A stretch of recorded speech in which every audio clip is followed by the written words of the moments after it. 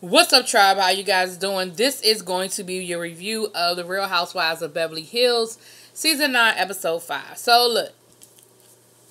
There were a couple of things in this episode that I don't really care a whole lot about, so I ain't going to spend a whole lot of time on them. So, let's start with Kyle. Kyle was taking her daughter to college. Her daughter's going to GW, which is here in D.C., I know GW well. I have a lot of friends who went to GW. I have been on GW's campus. I've attended seminars there. I know that area. The hotel where they stayed, the Willard.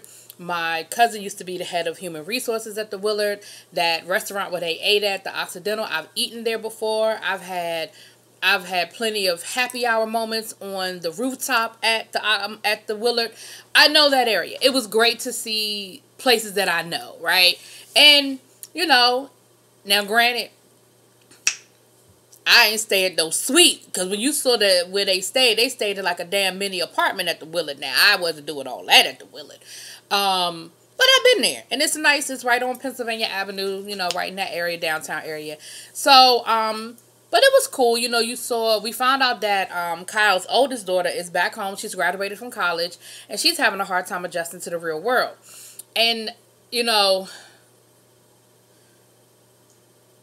it's funny because when this whole thing went down with the scandal with these high-end parents getting their kids into paying to get their kids into these colleges and stuff, I was just thinking, Lord, don't let it be Kyle. Lord, don't let it be Kyle. Got her daughter into GW.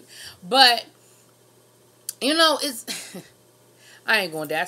That's another conversation for a whole other situation. But it was, you know, it was what it was. You know, you saw Kyle dropping her off and having emotional moments. It's a lot. You know, like Kyle, you know, she said, you know, you carry somebody in your stomach for 9 months, and then, you know, 18 years later, they're leaving you. And we're not talking about she's going to USC or something. Like, she's going straight across the country. And granted, you know, Kyle and them have enough money that she can fly home regularly, but it's still a lot, you know, and so it's not like she could come home on the weekends, or, you know, it's a situation whenever she wants to come home, or if Kyle even wants to go visit her. Like, it's a situation, you know. It's a 8-9 hour flight. It's, you know, a couple of $100. That's coach, and you know they don't fly coach, so it's a lot. Oh, speaking of which, I got a plane ticket I gotta buy tonight. Anyway, before I go to bed. Anyway, coach, But yeah, so that was a lot of the episode. You know, they kept going back to them, and, you know, them just having those moments. Her poor daughter is so spoiled. She has no concept of the real world. Because, you know, part of it is I think she was playing, but part of it I think she was serious. I think she really, I don't believe that she didn't know that you have to clean a toilet, but I do think that she didn't realize that she was going to be cleaning the toilet. Okay. You know, and I still ain't convinced that she ain't gonna call the maid service to come through that dorm room. And they talked about how they're gonna have to put her on the budget because, you know, their oldest daughter didn't spend a lot of money. You know, she wasn't that kind of kid, but this one is. And she talking about something, I don't spend that much money. And they were all looking at her like, compared to what? But anyway, so that was a lot of the episode dealing with Kyle. So, back in LA, we see Renna and Denise hanging out. So Denise's boyfriend's divorce is finally final. He was married to Nicolette Sheridan. The divorce is finally final, and now they're gonna get married. So that's that big thing. We ain't gonna get into a whole lot of that, but you know, and she's in love, and they ready to get married, and they ready to jump the broom. They both had relationships that didn't work out, but they're ready to try to make it work with each other, you know? Cool. Alright. Now let's get into the meat and potatoes of this episode. Now, I told y'all I'm sick of these damn dogs, but we do have a little bit of a spin. We do have a little bit more information that we're going to learn tonight, well, the episode from the other night. Excuse me, I feel like I have to burp, but it won't come out. It's like right there. Anyway. So, Teddy, you good. You good, Teddy. You slick. You good, Teddy. I'm going to tell you why Teddy's good. Because last week, when we saw the text messages, I was like, oh, Lord. Teddy want to go around showing people parts of the text message, but don't want to give them the whole meat and potatoes. And now we getting the whole meat and potatoes, and it's making Teddy look like something, that she was hiding something.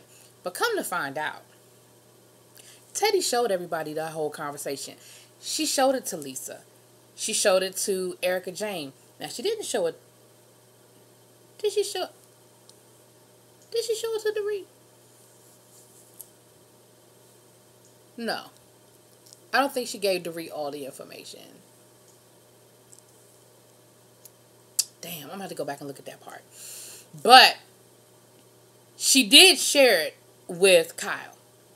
And she shared it with Erica Jane. And I'm sure she shared it with Lisa Rinna.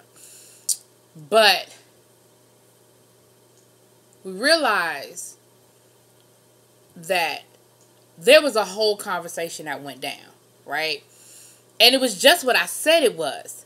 That Teddy didn't want to come right out and be the one to say it. She didn't want to be the one gossiping about what happened with Dorit's dog. She didn't want it to come from her. So she created, her and the old boy, what's his name, John, we're going to create a situation so that the story would get out without it looking like Teddy was actually spreading the information. That's what it was. That's what I said it was last week. And that's exactly what it was. So anyway, Teddy talks to Erica Jane. And she's pleading her case to Erica Jane again. And Erica Jane is like, look, I know Teddy don't have clean hands in this. Like, I know it's more to this story than what we were getting to begin with. We're getting more of the story now. Teddy's giving us a little bit of this and a little bit at a time. She was like, look, honey, I knew it was more to this story than what we were getting. And Erica basically tells her, like, look, just stick to your story. Like, just stick to your truth, stick to your story, and it's going to be what it's going to be. Don't get caught up in the minutia. Hold to your guns. You know what I mean? But she was like, I knew it was more to this story. I knew Teddy wasn't giving us the whole lowdown, beat down, lowdown type thing. So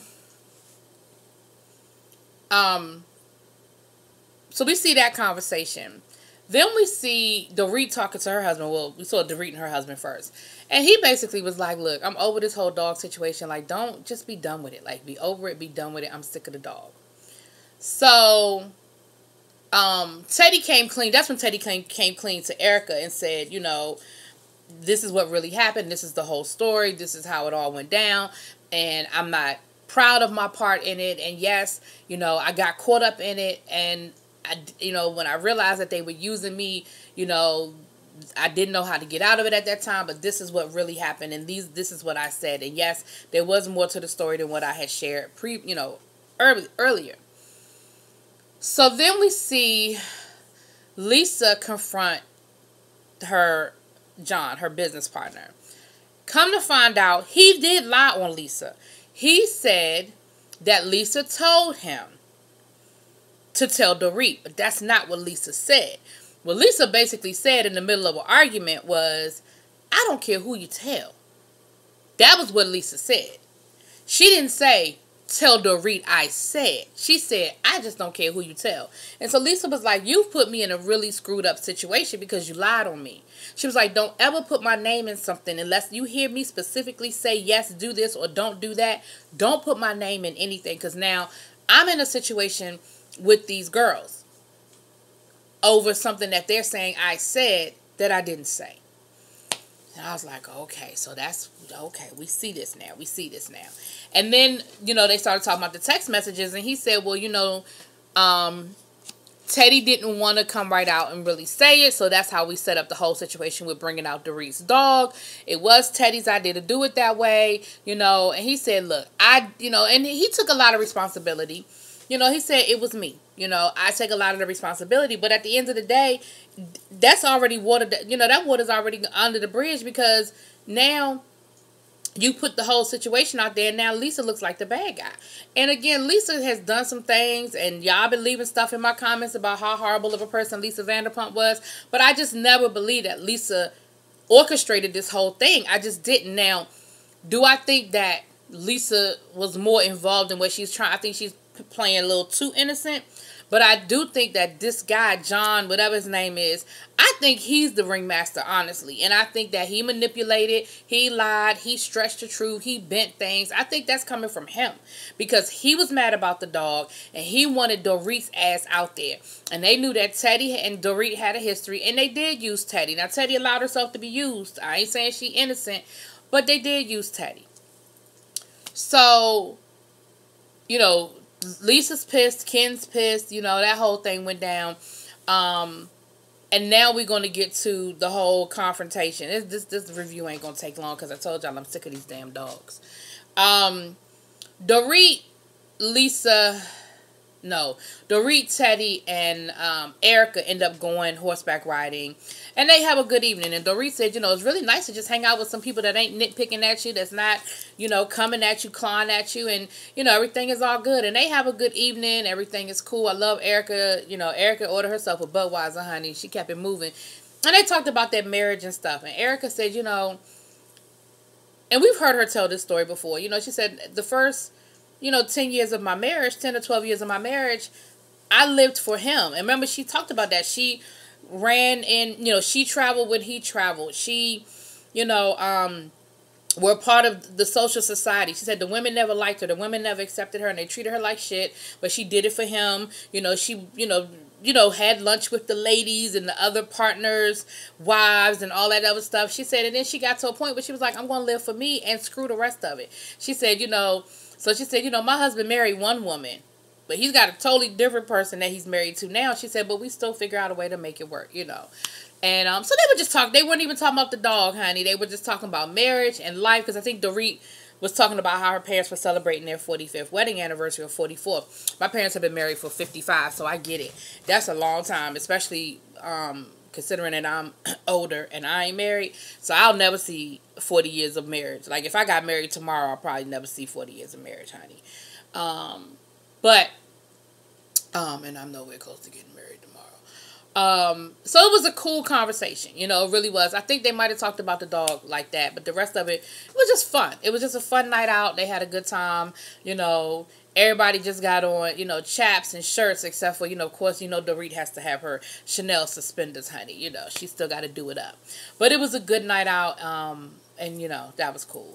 Denise and her boyfriend go out to dinner, talk about getting married. That's great. Yeah, whatever. They're going to get married. The only time they can make it work in their schedule is like 10 days away. And he's talking about numerology and how it all adds up. And she was like, I could care less. Like, I don't care about the numbers. Like, whatever. But that was a cute little moment. So, finally, Lisa invites Kyle and Dorit over to her house to discuss. And they thought they were coming over for dinner, honey. Lisa ain't had no food for them. Lisa was like, we ain't come here for all that. We came here to get down to business. And she basically presents them with the text messages from Dorit to basically show that there was a whole conversation about the dog and bringing the dog out and how she didn't set anybody up, that this was coming from Dorit, and that she had talked to John, and John admitted that he put words in her mouth and this, that, and the other. Now, Kyle wasn't moved by it because Teddy was smart enough to give Kyle the 411, and Kyle was like, I already saw these text messages. Like, Dorit let me read her phone. I mean, like, Teddy let me read her phone. I saw the whole conversation. Like, I got it. But there is something still off with this timeline, and I think that's what's throwing Lisa off, because Lisa expected everybody to just be like, oh, really? Oh, we're so sorry, Lisa. Oh, Teddy's a horrible person. Lisa, you're great. Dorit, But it didn't go down like that because there's still something off with this timeline. Now, again, y'all, I'm not going to sit here and get into but it's something dealing with when Lisa called Dorit to tell Dorit everybody knows what Kyle knows. And Kyle was like, how did you know to tell Dorit if you didn't know? Like, if it's something about how would you have known to call Dorit to tell Dorit if you didn't plan it or you didn't have something to do with it on the front end or something like that. Anyway, it's still, like I said, I'm not going to sit here and get into all of because I don't care about this dog no more. I just don't. But it still doesn't, it exonerates Lisa to about 80%, but it does not 100% exonerate her. But to me, look, 80% is close and horseshoes and hand grenades, okay? I'm over this shit. And I need them to be too. Now, somebody, Hermit TV Junkie, shout out to her, said that they're supposed, that she think that she heard somewhere that they're setting up a spinoff, and that's why they're spending so much time on this situation with the dogs, because they're setting up a spinoff with Lisa Vanderpump and her dog rescue, and that's where this is coming from. Honey,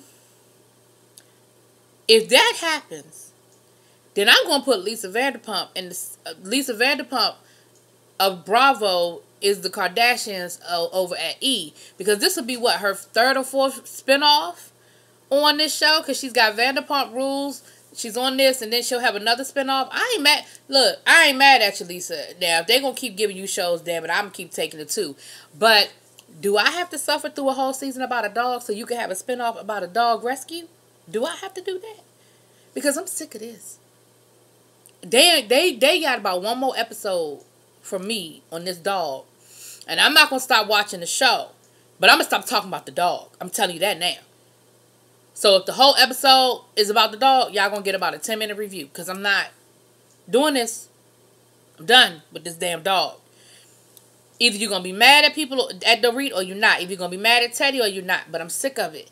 I feel like everybody made bad decisions. Dorit, you made a bad decision because you should have told Lisa you were going to get that dog back, or you should have gave that dog right back to Lisa's ass. Now, I get it. You gave it to somebody. You thought it was a good home. But at the very least, you know how Lisa is about her damn dogs. You should have just said, Lisa, the dog bit my husband. I gave it to Lisa. I gave it to Lulu down the street, and hope it all works out. And that way, when the dog showed up at the rescue, you could be like, I called you last week and told you about that. I don't know about that crazy chick that gave that dog away. I thought she was good people. Teddy, you made a bad decision because you got caught up in the gossip. You got caught up in the mess. And even though you tried to not get in it because you said, well, I'm not going to gossip and repeat the story. I'm just going to create a situation where the story gets out. You got caught up. Lisa, you got caught up because I don't think you as clean as you pretending to be. I think that you're not as dirty as they thought you were. But you're not as clean as you're pretending to be. That's all I got about this. They got one more episode about this damn dog. And I'm done. Let me know what you think. Drop it in them comments. Peace.